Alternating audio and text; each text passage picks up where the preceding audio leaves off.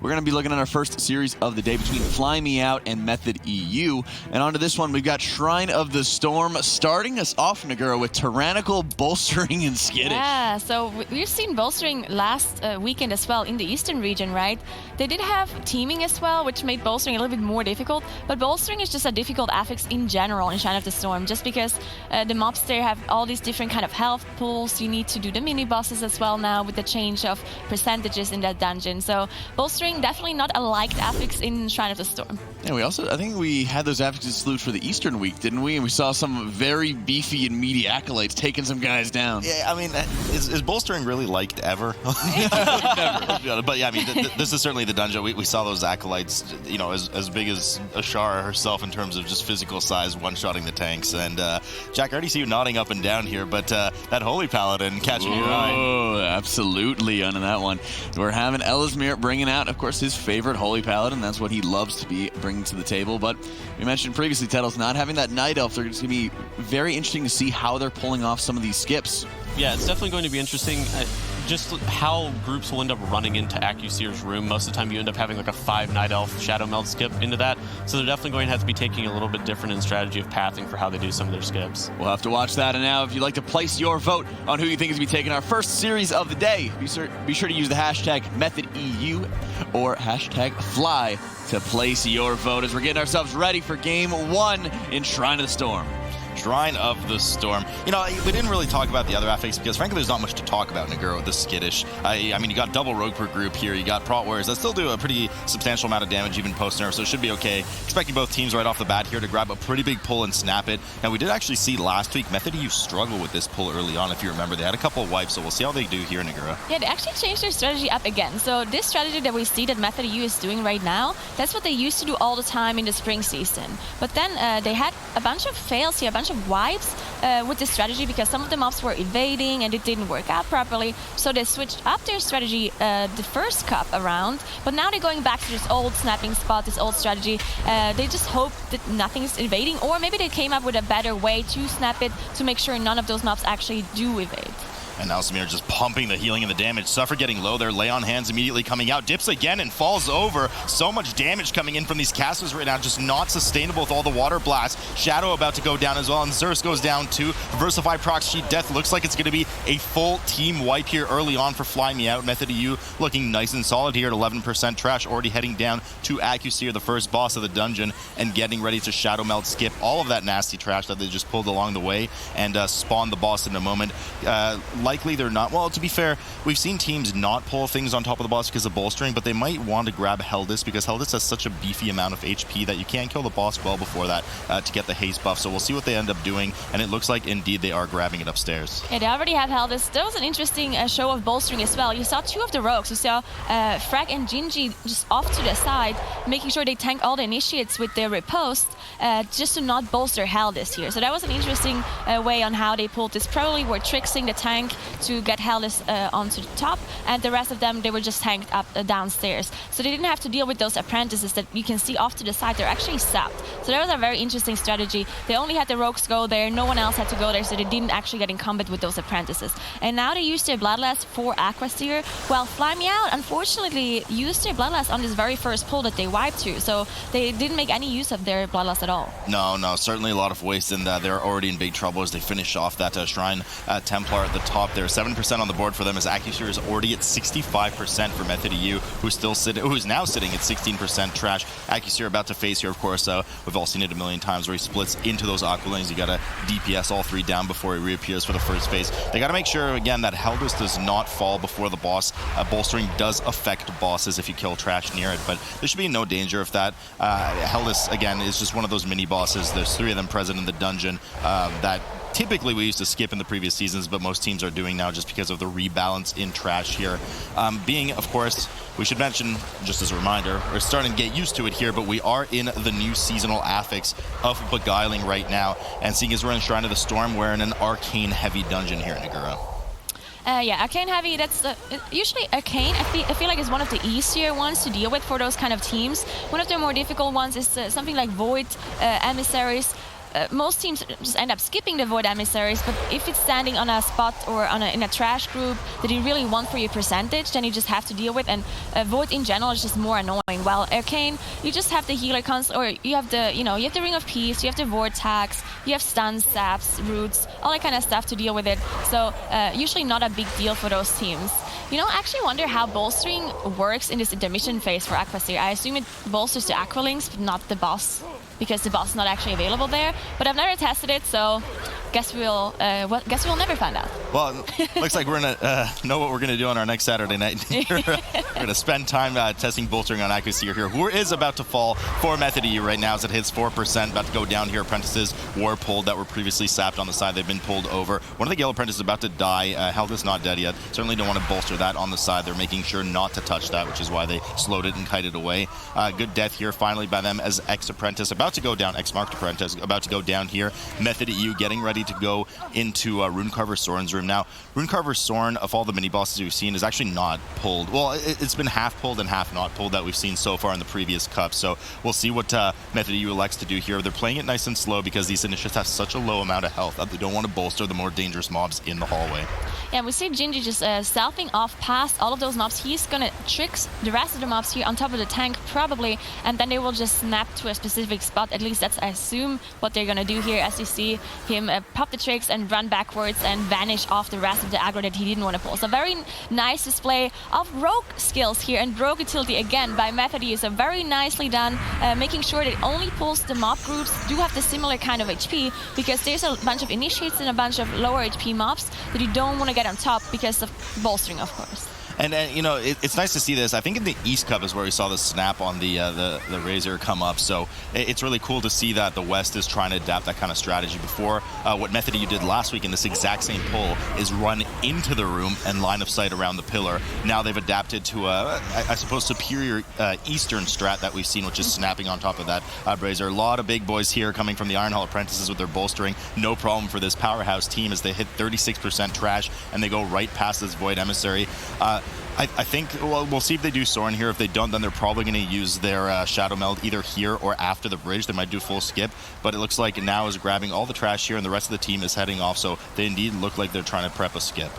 Yeah, you saw the Shadow Meld come off. The Void Touched Emissary, you actually stay in combo with it for the whole duration of the dungeon unless you die or you somehow vanish, right? So with the Shadow Melt, they are able to walk through the Emissary and walk through the mini-boss and then just Shadow Melt off the aggro. Now they're actually pulling the Bridge Elemental here, which is something we've seen from the Eastern region as well. Very interesting, because most of the time we saw teams just completely avoiding this Elemental, not only because it has a lot of HP, but also because it does a huge amount of AoE damage unless you line of sight.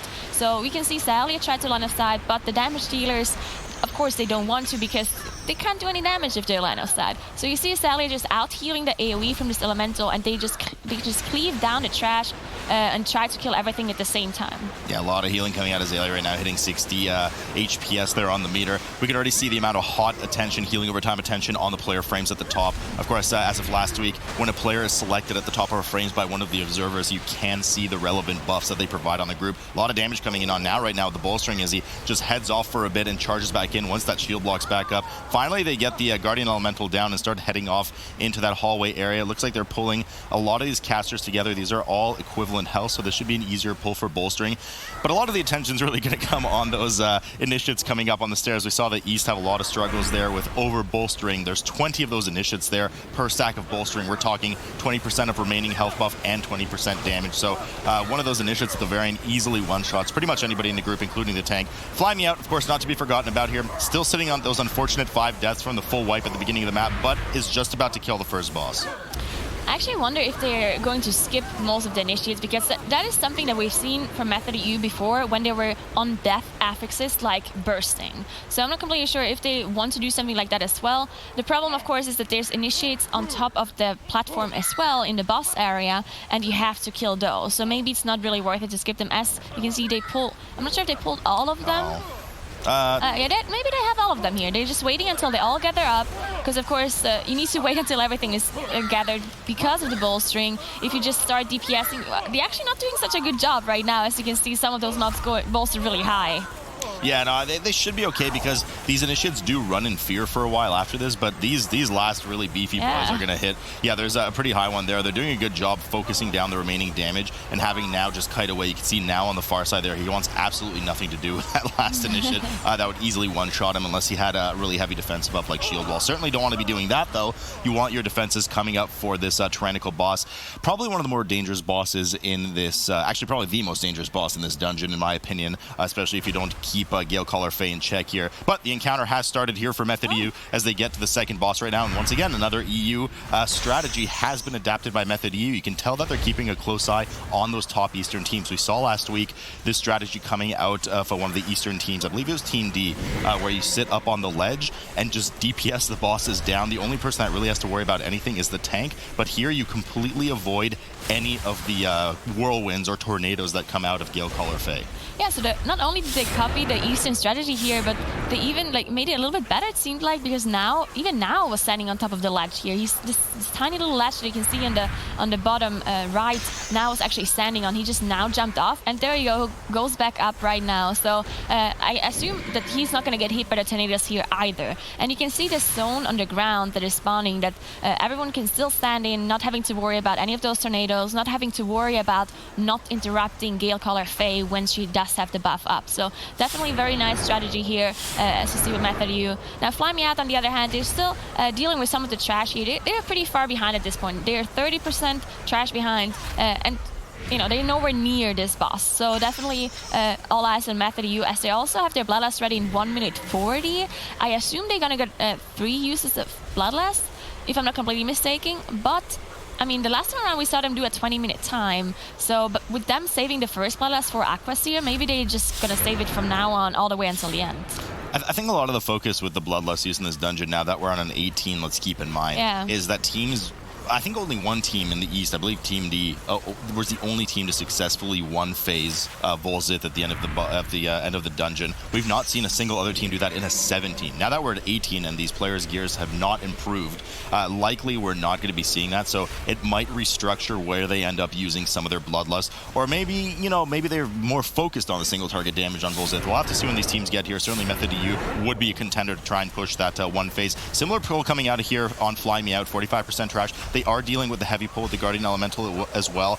Bit of a sloppier pull, though. Unfortunately, they dragged it to the middle of the bridge, and that Guardian Elemental often just plants position and channels damage. So when they have to line of sight the storm, they're not getting effective cleave on it. And the last thing you want to do is bolster that thing. Method EU sitting pretty here. Brother Ironhold, 25%. They've already killed off Gale Caller Faye, and they're pulling the 2-man patrol on top of the boss right now that they earlier had left sapped in order to deal with the initiate. So just trying to get as much efficient cleave as possible.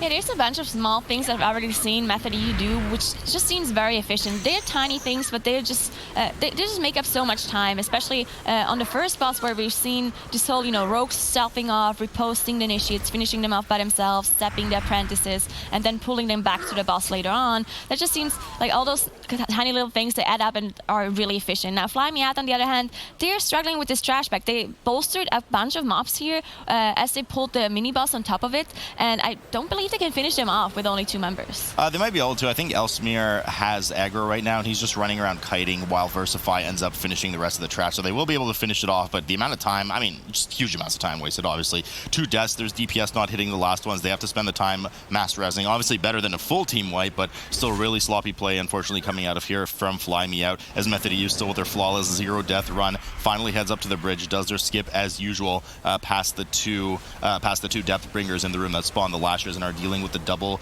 tentacle pack on the bridge right now. Nice bump there from Zalia combined with Mirrors. Actually, it was just Mirrors. He used his ROP Ring of Peace just to make sure all of those casters are on top of these tentacles so that we don't have any mismatching of bolstering here. Yeah, really good utility coming out of the green rogue here. As you see, Fly Me Out, they did manage to get everybody back up. Now, one downside of having the Holy Paladin... green rogue, no! Oh, Mirrors! Why did you say I it? jinxed it. Cursed image. I wanted to talk about the Holy Paladin a little bit. Like You mean the pink rogue? No. No, so Ellis actually didn't manage to Shadow Melt off the aggro. That's something that is really important with Shadow Melt too. Not only are you allowed to do those kind of skips, but also if you mess something up with one of your pulls with Bolstering and one mob gets bolstered really high, usually what he can do with Shadow Melt is you just, the healer just runs off, Shadow Melt, and then rests everybody else. But in their case, their healer can't do that because he can't be an Ad Elf as a Paladin, right? So they struggle a little bit more if they have those kind of mistakes with Bolstering or any other wives or any other problems. Now, of course, you don't want to have those problems in the first place, but things can just happen and things can go wrong. So this extra safety net of having a Shadow Melt on your healer just helps a lot. It does indeed, but nothing that is present there for Fly Me Out, unfortunately. As you mentioned, Method EU now at 80% trash, has dealt with the entirety of the bridge and is running over to the Dweller pack that will transform in many, many Lashers right now. That cast, ironically, Lash on the group for immense amounts of damage. Now, there's an Emissary of the Tides in there, meaning you can't help with the crowd control, so you're not going to get a shockwave out of now or anything like that. Just prevents that from happening. They have started the RP for Lord Stormsong, third boss of the dungeon, as they finish up the remaining Dwellers here, and they'll get started on that right away. Big damage coming in here for Fly Me Out as they're doing their initiate pull. Looks like they snapped it into the pool in the water, similar to what we've seen from the Eastern teams last week. Danger here is that you don't exactly have a lot of area to run away from them if you don't manage to kill them within their bolster window. So Method EU starting here on the third boss right now, and I mean, they're just running away with this one, Nagura. Yeah, so let's see how many RNG things they get on this boss here, as they do have both cloaks available on their rogues, and we see the mind control that the boss casts. You don't know who's it going to be on before the cast, right? So you just have to kind of hope to hit the cloak on the perfect timing so you avoid the ability completely. Now let's see if they use their cloak on the first mind bender, and let's see one of the rogues gets hit. Now the other best target other than the cloak on the rogue targets is actually the healer, and there we go, they avoided the first one. Well, there you go. I mean, they have 1 and 2 chance, so pretty good odds for this team right now. It's surprising to see that the Rogues have this kind of utility coming into this boss. Really, really amazing class. Method EU here getting ready to get Lord Stormsong down. A lot of balls chasing the players right now. Also, the advantage of skipping that first one is that I believe at this level on Tyrannical, you just don't have enough damage from the purple balls chasing you to actually break your mind control without having to either dip into the water or having the players redirect some damage into you. So pooling up 10 of them as a result, 15 actually now, is going to help should Zalia or Mears be the one that get targeted here. Good spell reflect coming in there from now. Right now, Gingy unfortunately getting stunned by a few of those balls right now. Procs at cheat death as well, and he's just swimming in them as Mears finally, luckily, gets the mind control and is able to actually clear that minefield for Gingy before any disaster strikes the team. So Gingy not going to have that cheat death available for pretty much the remainder of the dungeon here, and they've already had 1 death on the board, so they still have 1 battle res remaining for the dungeon, but a little bit of a slip up there, Nagura. Yeah, he got hit by a lot of those orbs. I think it was 3 or 4 even that you saw on the group frames. The debuffs there, they are dispellable, so if you get hit by those orbs, that's a huge burst of damage.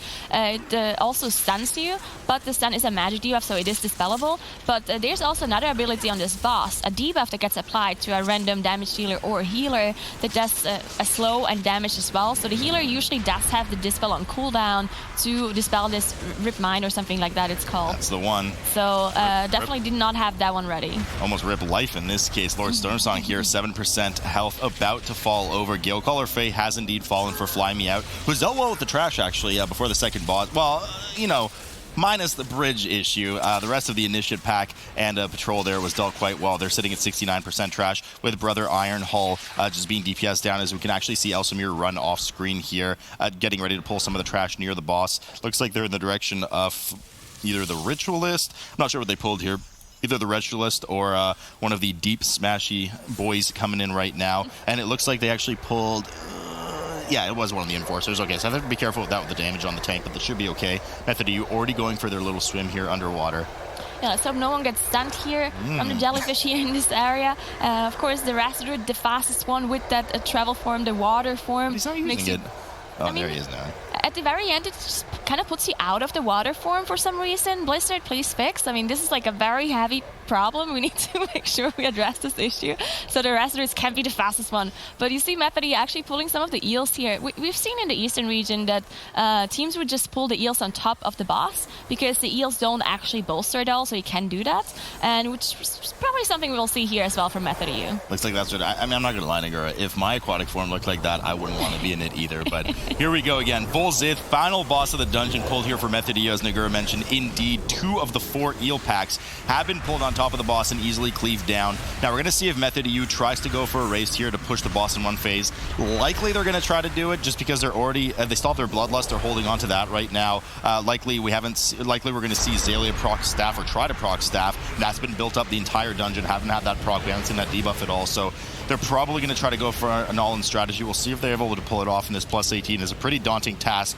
as the players have now been sent downstairs for their transition phase. They're going to, I assume, deal with the trash on the side first and then just try to one-phase the boss. We'll see exactly what they decide to do. Either way, that trash needs to be kept well away from the boss as it can bolster it, but it's about a 50-60 yard range, so as long as they're far enough, should be no problem. Fly Me Out is now dealing with a bunch of the trash in the doorway leading up to the Deathbringers, but all eyes on Method EU here as they're about to finish their transition phase. Yeah, I'm just really interested to see on how close they even get to one-facing this boss, to just finishing it off before the second transition. Now, they do deal with the trash first, as you mentioned, and again, they bolster the boss, so they want to make sure that it's 60 yards, I believe, away from the boss, so they don't get that bolster up. And then, I mean, they're probably just going to wait for some cooldowns to be ready.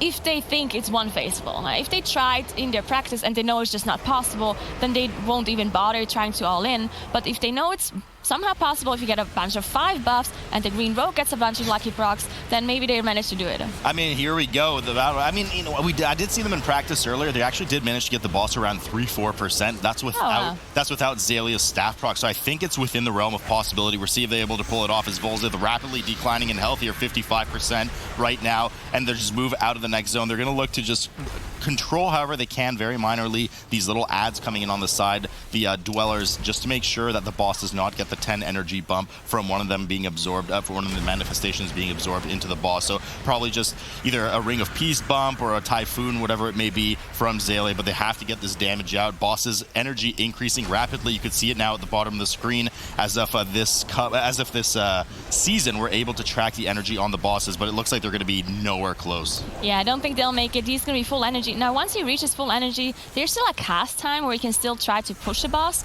but it's not enough. They are in 10% here, but just look at the damage. It's insane damage coming out of all the damage dealers, and Xaylia as well. Xaylia hitting 70k DPS, single target, so it's insane damage coming out from the whole team, and it's not enough. So I just assume that if you can't even make it with this kind of damage, then you maybe need to switch up your whole comp to even be able to get close, like something like a DK where you have all of your bursts with the Bloodlust and the army, something like that. Or Moonkin, you know, Moonkins do a lot of single target damage. Maybe we should bring those. Nagura, we haven't been to a museum in a while. We'll have to go someday, but Method EU now sitting 10%. They're going to have to deal with another transition phase expectedly here. You know, the one bummer for me out of this entire, well, there's many bummers, but the one bummer out of this match for me with Fly Me Out, just having kind of an underperforming dungeon, is that we're not going to be, you know, we're kind of touting this healer DPS. I would love to see a Holy Paladin. Yeah. I would love to see a Holy Paladin burst DPSing this boss. I mean, it certainly would be better than a Disc Priest, I know that much. Volzith goes down here for Method EU right now as they're looking to cleave down the remaining 2 eel packs